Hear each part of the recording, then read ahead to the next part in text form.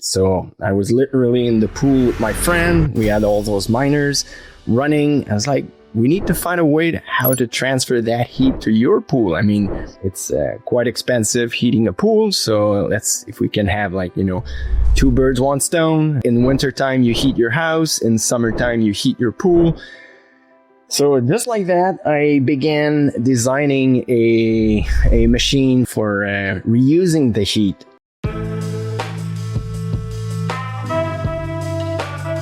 Welcome back to the Compass Mining Podcast. Today, I am here with Nick from Constellation Heating, and we are going to talk or continue some of the conversations we've had around Bitcoin mining, heat reuse. Nick, how are you doing?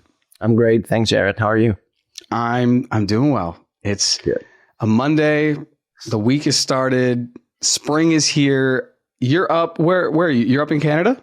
Yeah, I'm based in Montreal, Canada. So the French part. Canada, yeah. Lovely. Yeah, I'm over right now in Boston, so the spring is here. You know, when it's over for us, like 50 or 60 degrees, which I don't know, what's that, like 16 to 18 degrees or something like that, it just feels awesome, even though on the flip side, when it's the fall and it hits that, it feels really cold. So anyways, we're in that beautiful moment of like perfect weather, especially if you like to get outside. So it's a good time. Thank you for hopping on today. Let's just dive right in and talk about Constellation. I was looking at your background a little bit, and it looks like your kind of dive into Bitcoin was similar to mine in the sense that it started with Ethereum and then you course corrected and got to the BTC. So if you could talk to me about your cryptocurrency journey and then your mining journey, which to be fair, sounds very similar to mine. Yeah. So I actually had no knowledge. I mean, I knew what Bitcoin was. I barely knew what Ethereum was, but it was mostly a friend of a friend who introduced us to mining. So he was building, those back in the days, the GPU rigs, you stack like 6 GPUs and you start mining with that. So we bought many of them. So knowing that this guy could help us, figure out the, I would say more the software side. My background is mechanical engineering. So, having the electrical work done, the duct for heat managing the heat was not really, was a challenge, but I was not afraid of this challenge to do it by myself. And quickly I figured out that even though those rigs are way less powerful than today's Bitcoin ASIC miner, dealing with the heat when you're doing that inside of a house, it can be complicated, and then it was kind of very progressive.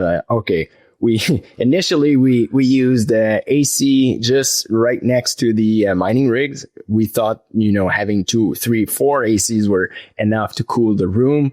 Was not enough. And then we dug into the HVAC thing. We connected everything on the HVAC in the house. And then summertime came, and then what are we doing with the heat? So I was literally in the pool with my friend. We had all those miners running. I was like, we need to find a way to how to transfer that heat to your pool. I mean, because it's quite expensive heating a pool. So if we can have two birds, one stone. In wintertime, you heat your house. In summertime, you heat your pool. So just like that, I began designing a machine for reusing the heat. And through that journey, I totally switched to Ethereum mining to Bitcoin mining. And then there was also the noise that was really a problem. Those Ethereum rigs, I mean, you can hear them, but it's not that bad. When you get into Bitcoin mining, the high pitch of those fans, you need to get rid of that. So I learned a lot about immersion. And then, that's how my journey. Basically, I started mining back in 2016. End of 2016, early 2017, maybe, and made the how would you say that the rightful course correction towards Bitcoin, maybe 2021, if I remember. Yeah, I got into Bitcoin in 2017, and then in the pandemic was mining Ethereum for about 16 months in my buddy's basement, and that was because the power setup that he had in his house couldn't really handle an ASIC. It would have been kind of dangerous. ASIC was too loud, as you said. Yep. And we couldn't really find one because the prices when we went to buy were just so high. And it was easier for us because we're in the pandemic. It was easier for us to source some GPUs. So we got like 9 GPUs, got that metal rack that everyone's seen, threw them on there. And we were just, mining Ethereum and then turning it into Bitcoin, which a lot of people have done. And so similar that we were both kind of doing that. And then you talked about how you then created products, right? You looked at heating a pool, which I think is fascinating. And actually, I have a question before even getting into that. What are the differences between heating, and I just don't know, heating an above ground pool and then heating an in-ground pool? Does your product work for both, or would it be better for one or the other, and why? I mean, it doesn't matter. So what's important is getting fresh or cold water to the miners, so you can get you can keep the immersion fluid cool. That's the only thing that really matters. So typically, in-ground pools are bigger. So I see the pool as the heat sink. So for me, it's if it's a heat in-ground pool. Typically, what it just means is you can put more miners and you can cool more miners, because above ground pool, they tend to get warm faster. And if you design your system correctly, it can handle both with no difference. But there's no difference really between the two. Okay, cool. So there's no difference. And I love what you just said. The pool is actually the heat sink, which is fascinating. Yeah.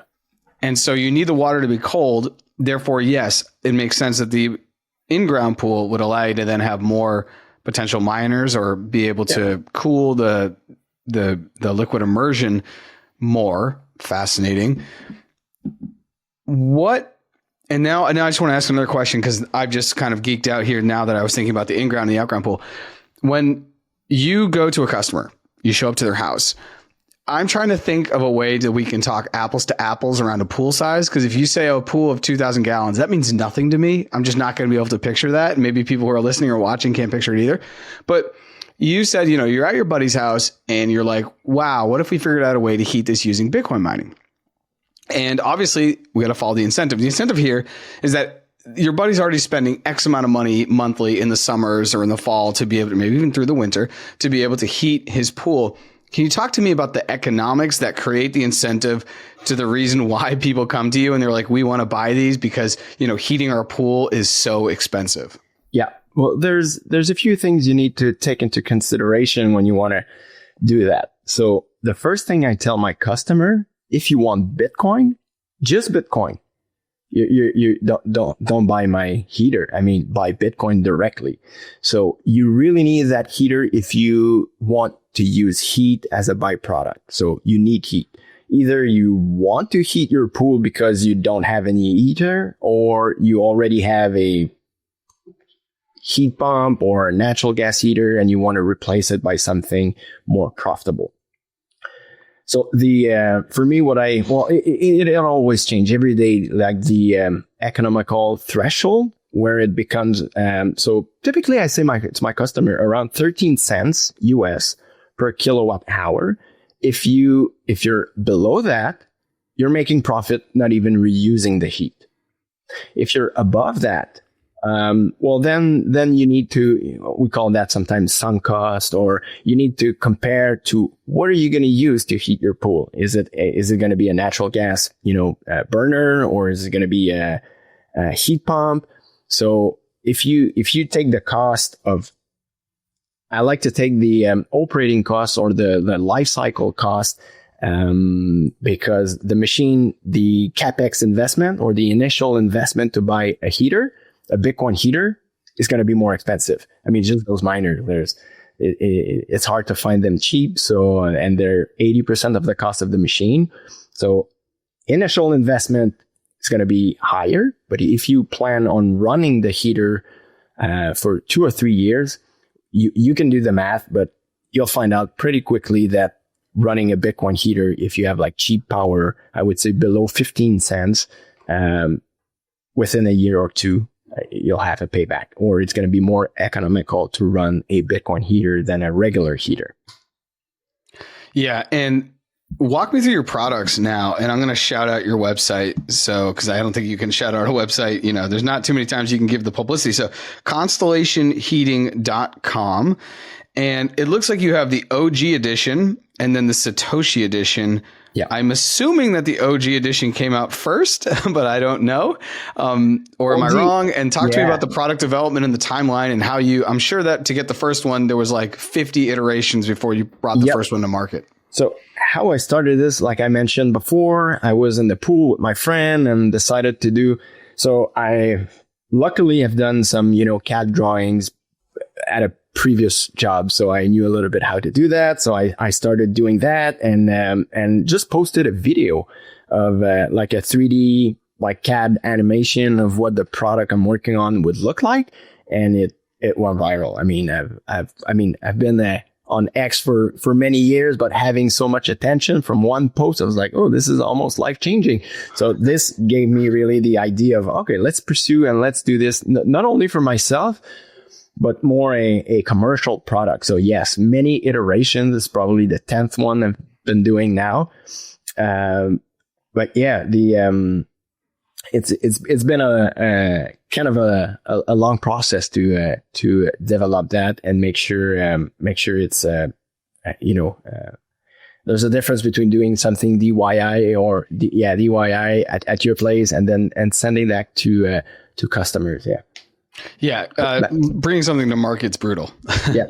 And so the first version, the idea of the product that I had was a Satoshi version, because the goal was I went through the process. I'm not a geek, but I've been building websites. I'm familiar with computers and I love like technology. So, but I was thinking like my father cannot do that. Even though I asked him like connect your miner to a pool. So the idea was really to onboard more people to the Bitcoin ecosystem and basically at the end of the day, almost make an abstraction of Bitcoin. If people, they don't even have to know that Bitcoin is, the primary source of heat. So the first idea was to have the Satoshi version, which is fully automated. You don't have to configure your pool, your mining pool, nothing. So you don't have to manage your miners. It's all automated, but it's a bit more complex to do that than simply build a metal enclosure and a immersion tub. So, and a lot of people were asking me, so how, like true Bitcoiners, like how does that work? And when they found out, I mean, these guys, they want to, they want to play with the miners. They want to know how the miners are. They're not afraid to connect to the miners. So they were asking me, is there a version where it's not automated, where I can choose my own pool? And I was like, oh, I never really thought of that because there's already products out there doing that, like immersion system. I was like, oh, but there's no immersion system for pool heating. So I was like, okay, maybe I can do that. It's going to be like a easier entry to the market first, no software, less electronics to build so that it works. So I started with that, but the initial idea was really the Satoshi edition where everything is automated and it's basically you make abstraction of like Bitcoin is the technology heating your pool. You don't have to know that. Yeah, I saw, and I believe it's on the website somewhere, and I think it's a really good disclaimer. And it's basically like, look, this is a tool made for people that are probably in Bitcoin and Bitcoin mining. They already have some background in that. Is that accurate? Like, it's not something that just anyone can use if they have a pool. Like my buddy has a pool and he's in an Inground pool and he does talk about the heating cost because it's like, it's another variable cost that's tied to, it's a variable cost. So would it be for him knowing that he has no Bitcoin mining background, or would it be better if I had a pool and I can troubleshoot some things and even be able to communicate with you if I need like customer support? Yeah. Well, very, very good question. So you touched on two things. So your Bitcoin knowledge.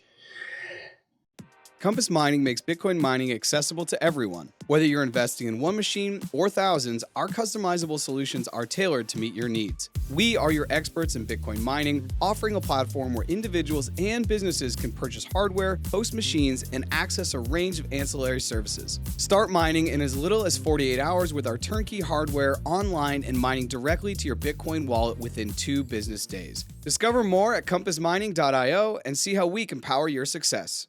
I would say 99, like 100%, not 99, 100% of my customers are very familiar with Bitcoin, but Bitcoin, the technology, not Bitcoin mining. So, and I would say all of them, they've never mined before. They know what mining is, but they never worked with a miner for different reasons, because maybe the noise, because the cost, or the power, or, they never did home mining. So those are the type of customers buying the machine. So they want something automated. They know about Bitcoin, obviously, but they don't know. They've never went through the hoops of learning how to connect a pool, and so we take care of all that. So eventually, and I'm not doing a lot of marketing because developing a product is complex, and I want to make sure the solution is perfect before I go to someone like my mother, my father, who has no idea what even Bitcoin is. Because the idea is, at the end of the day, if you don't like Bitcoin, you can use the technology to heat your pool, but you can convert your Bitcoin instantly to US dollar or Canadian dollars, depending on where you live. And you get the instant payback. You don't collect the Bitcoin, so you don't get the potential future price appreciation. But I mean, it's more economical to run a Bitcoin miner than a regular pool heater. So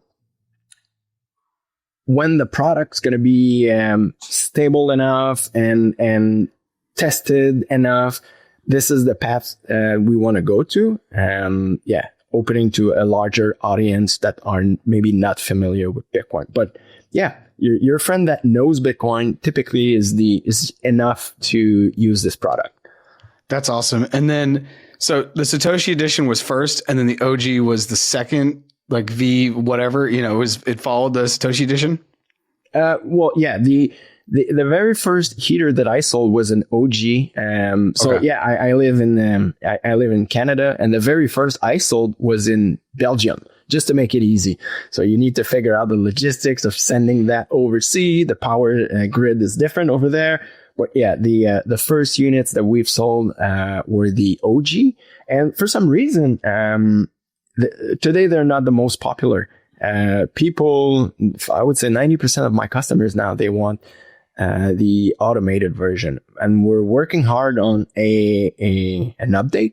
So there's a software on the heater that talks with the miner, make sure your uptime is optimal, and you can there's a little bit of control. So if you want your pool, maintain your pool temperature, so you underclock or overclock your miner, it's all done automatically. And people want that ease of use. So I would say, 90% of the customers now, they want the Satoshi version, and we're working hard on that. So the next step is to get the mobile application, so you can remotely monitor, control. Because for now everything is local. So if you're not at let's say you go out on vacation and you want to make sure everything's still running fine. I mean, customers right now, they're calling me. Is it working? Yes, it's still working. But eventually we want to get, an app release for people. Yeah, it's easier to control and to monitor.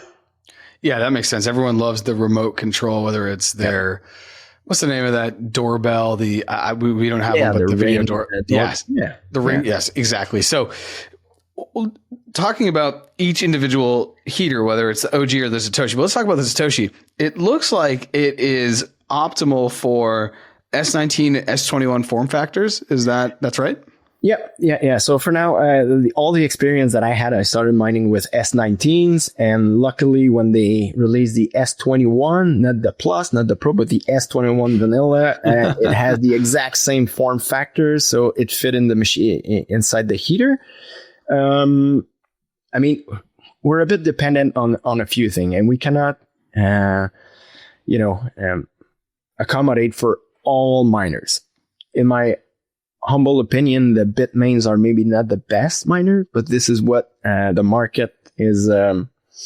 I would say not more evolved, but all the products surrounding the Bitmain ecosystem is a bit more developed than WhatsMiner, for example. But it's coming, after we need an aftermarket software. So we're not running so WhatsMiner, they were a bit limited back then. It's getting better. So, eventually we want to offer more options to the customer. So the WhatsMiner is our next big improvement. But yeah, for now, so you get to choose either 1, 2, or 3 miners. But for now, it's only S19, S21. But eventually, soon enough, it's going to be the WhatsMiner will be available too. I was also wanted to ask on that. I assumed the WhatsMiner was going to be up just because when you look at the amount of usage, Bitmain obviously is still pretty much in charge. One of the things I was thinking about, though, was BitDeer. They're seal miners. Have you looked into some of those? Because those have different form factors. Some of the ones that are, I feel like, just strictly immersion have different form factors. And is that something you're interested in? And would you take that? Obviously, it would change the entire potential setup of what the physical product looks like. But maybe if it's more efficient and because it's made for immersion, I don't know. What does that look like? It's definitely something we're looking at. And another big, every business owner has to, evaluate what the risks of their business are. So for now, we're stuck.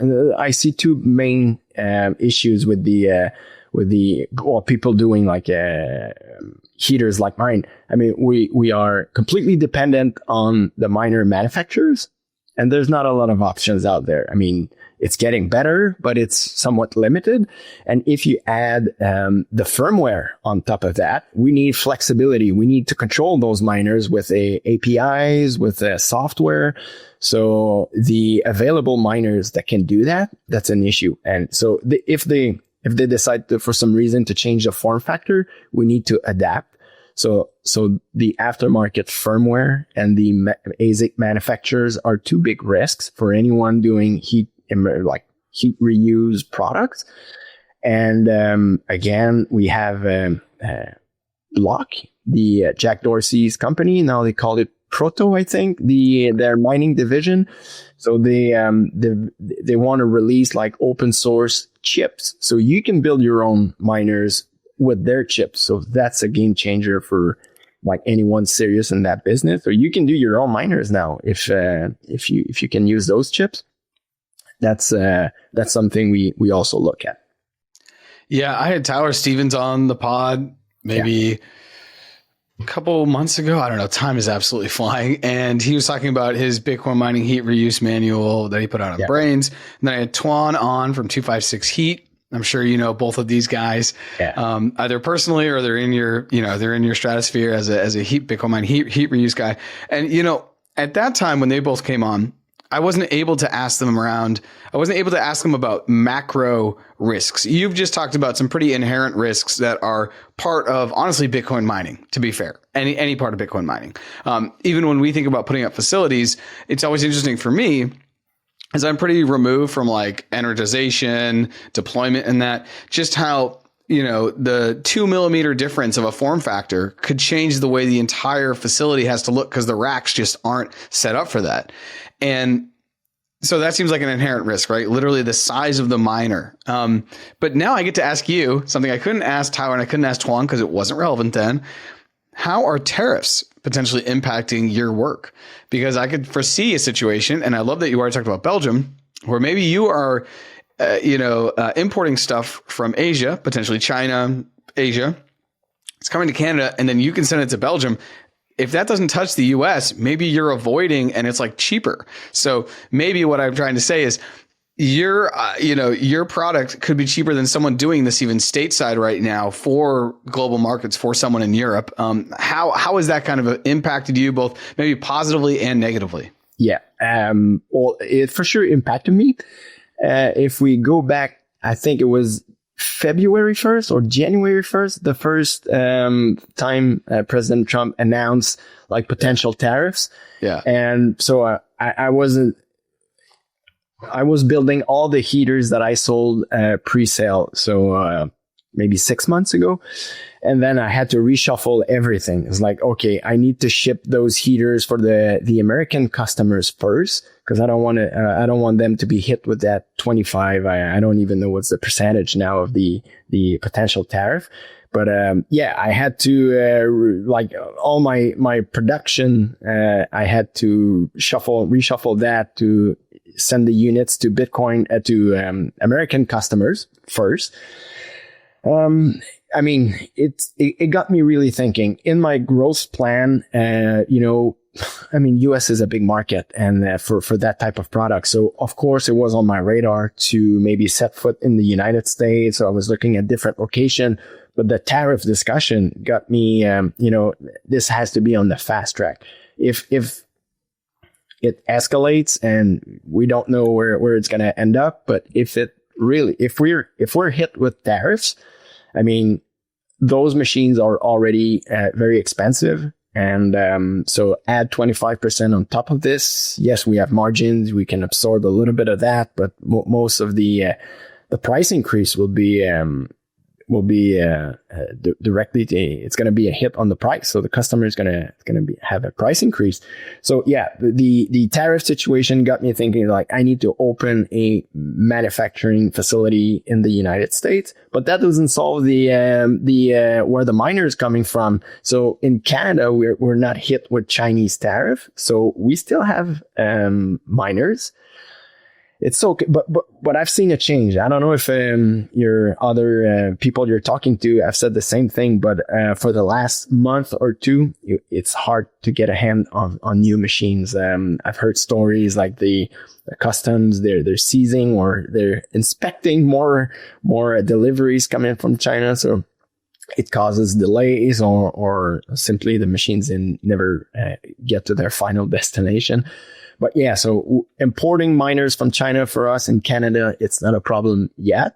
But if you open a manufacturing facility in the United States, I mean, those miners have to get inside the United States and they will be hit with tariffs. And when I would say 80% of the cost of the heater are the miners, it hurts. Yeah, it makes a big impact. So that's why the Proto team, what they're doing, I mean, it's a lot of work to do your own miner, but at the end of the day, if your business has to shut down because you cannot get any new miners, I mean, there's no other solution. So, yeah, it's tough if you can't get the miners, right? And all of the, a colleague of mine, he said that I need to get a book, and I think it was like called The Chip Wars or something. I haven't read it, but it goes back and it talks about the creation of when basically the world decided that all chips are essentially going to be made in Taiwan and in that part of the world.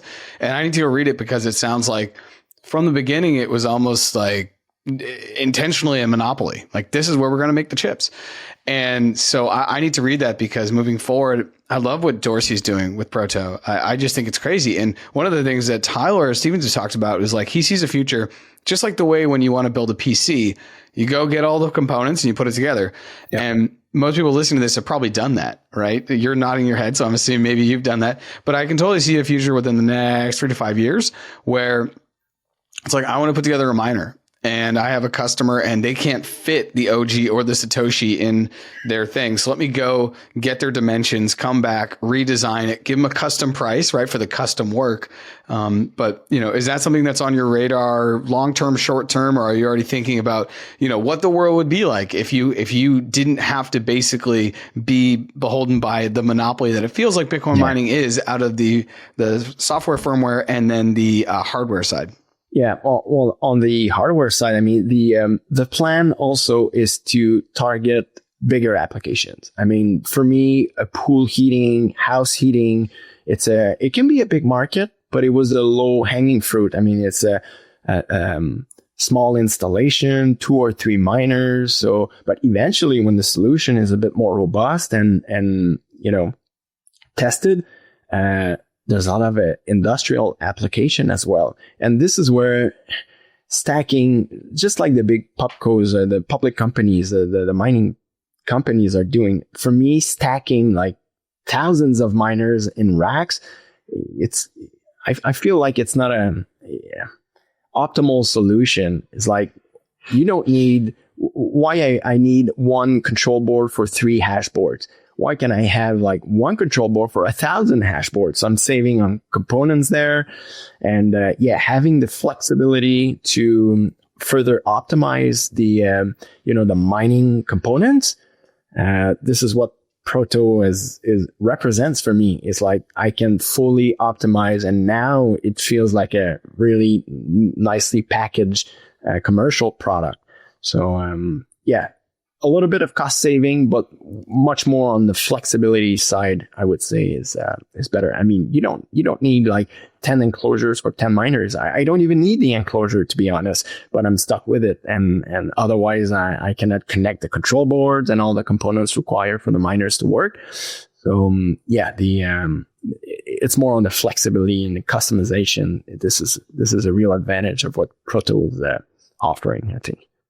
Yeah, I'm excited. Do you know what their timelines are? Because I've heard about that for a while. I think a lot of it was Dorsey was just like manifesting it on stage, saying it out loud. Do you have any idea on the timelines of when that's going to be? Last time I spoke to them was in 2024, and they were telling me like February 2024 we plan on releasing them. Obviously, I'm not like a public company, so I will not be the first one they call when it's ready. But they were saying February of this year, and I haven't seen anything yet. So probably some delay. I guess it's normal when you have such a big project, but it should be in 2025, I guess. Yeah, that'd be very, very exciting. I'm almost thinking, I believe Dorsey will be in Vegas, so I'm almost wondering if they're holding off for that. Mining Disrupt just happened. You also have WDMS, which is right before Bitcoin Conference Las Vegas. So there's a couple public moments where maybe you could be. A lot of also big announcements come out on October 31st, right? That's a very like Bitcoin date. So we'll wait and see. But I'm thinking in Vegas, there's going to be some big announcements. You said that your first Satoshi edition or the OG, your first product was shipped to Belgium, right? So we're going from Montreal to Belgium. Where are your customers? Because clearly they're already in Europe and in North America. Do you have any in South America, Asia, Africa? Where are they? Yeah, well, the first one in Belgium, I wouldn't say it was a mistake, but it made things way more complicated. Like shipping, those machines are heavy. It's like 500 pounds with the fluid and the miners and the heat exchanger, like a lot of metal. So it's very heavy. It's expensive to ship. I would say, customers are, I'd like to say it depends. Region where there's a lot of solar. So Bitcoiners with like solar installation that they're net metering and they're selling to the grid, they have excess power. So Las Vegas, Arizona, a couple customers there, few customers in Idaho, Wyoming, where the power is very cheap over there. So, I mean, they don't even have to reuse the heat. It's profitable, off the shelf. And a lot of Canadian customers as well, obviously, because it's my region. I know a lot of people around here. And again, the power is very cheap here. It's like 6 cents, equivalent of, 6-7 cents per kilowatt hour. So, and everybody here, I think in the world, it's a place where the like pools per capita are the highest. So it's a good product fit for Eastern Canada as well. Yeah, I was going to ask about the product fit because I do think it's such a unique thing. Like you're not going to be in Florida, even though there's a lot of pools probably in Florida because they just don't need it because it's, you don't need your pool heated. Maybe like 1 month out of the year, you're like, oh, we want to get the pool heated. So it is a unique regional product fit. So that's good to know that it's in your backyard. You're solving a local problem. Yeah. Looking at the year, I just called out you have WDMS that's going to be in Vegas. I think then the next weekend or like 5, 6, 7 days after is Bitcoin Las Vegas. Talk to me about what conferences you're trying to go to, why, which ones are optimal. And I also give you the out of saying I'm a small business and I do not have the budget to go because many people who come on the pod, they're getting projects up and they're like, yes, I could go spend $3,000 or $4,000 to be at Vegas. Never mind get a booth because those are a little bit more expensive. And they're just like, honestly, I can just do more on X. So how are you thinking about getting out and like networking? The first conference, Bitcoin 2022 that was in Miami. That was my first Bitcoin conference. I went there. I didn't have my company set up yet, but I wanted to go there because I didn't know where to buy miners. I mean, you can buy them on eBay, but I was like, I need to buy like over $10,000. I don't want to do that on eBay. So I was like, let's go to Miami to, meet vendors, distributors there. So that was my first trip. But as a business owner, lucky enough, the Canadian Bitcoin conference was in Montreal last year. So I was like, I cannot miss that. And it's in my backyard. So I need to bring a heater there. And I was hoping to do some sales and to talk to people and show them like it's possible to do that. And the one thing I came back from the conference was like talking to people. What their concerns are, and I was like, I need to go back to the drawing tables and all. I need to open my CAD software. I need to make a lot of modifications from people were asking me. And the main comment I had is like, okay, if it's profitable, I need to run it like all year long. What do I do when my pool is closed? I was like, that was the question that was coming back over and over again. So I was like, I need to add something or modify my design, because if I don't have any pool water coming in, I cannot cool it and it cannot run. So I added a dry cooler based on it's fully integrated with the machine. So just if it overheats, it just sends the extra heat to the dry cooler, which is like a separate radiator. And those discussions, it happened with real customers, people who know Bitcoin. So there's a lot of insights to get from those conferences. But yes, like you said, it can be expensive. I was hesitating this year to go at the Vegas conference as a sponsor or having a booth. But yeah, it's very expensive. I felt like I could spend that money on, building more tools or buying more tools and producing more heaters, buying more inventory to, fast track the delivery of my heaters. So I decided to go there only as a tourist. I will talk on a panel at the conference, but, and one other very important conference, but you go there only to meet with people. You talked about Tyler.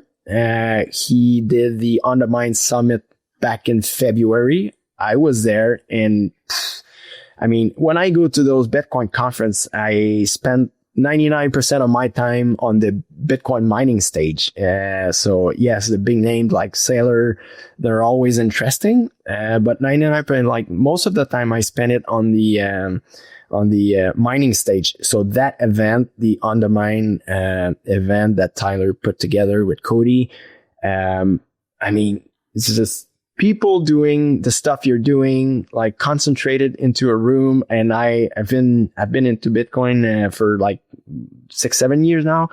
And I felt like I was the dumbest guy in the room, like so much knowledge in that room. So it was good to talk to people. So you go on different events for different reason.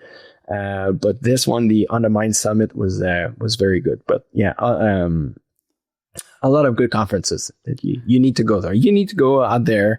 X is a good place, but a lot of people or customers, I told them, or potential customers, I told them I will be in Vegas, and it was the same thing last year in Nashville. They all go there. They're buying like $30,000 of mining equipment, heat reuse equipment, and it's good. They like to see you. So just to show up to those conferences for that kind of reason, it can be very helpful as well. Yeah, I love hearing that positive feedback about Undermine. Compass was a sponsor, and that's in our backyard because that's where our service center is, our main service center in the States. And so there's a huge Compass footprint, and many Compass employees were there. And I think that it means you were in the right room if you, quote, felt like you were the dumbest in the room, which was not the truth. I'm sure was not the truth. But even just feeling like that means that you are going to learn a lot, right? You want to avoid situations where you are the, quote, smartest or most experienced in the room, because then you're just creating bad habits, to be fair.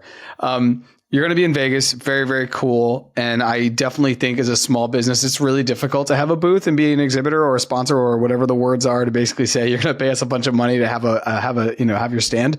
I think for the size of your business, it may not make sense, but I love that you're going to quote, go as a tourist and then be light and be hanging around the mining stage and be buzzing around talking to people. Yep.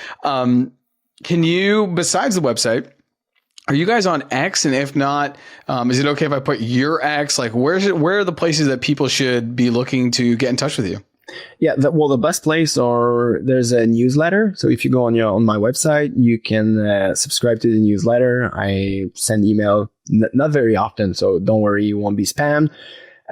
X, my personal account. I do have a Constellation account, but I never post that. So all the people working with Constellation, no one is doing marketing. We're developing, we're 3D drawing, but so the marketing side will come soon eventually.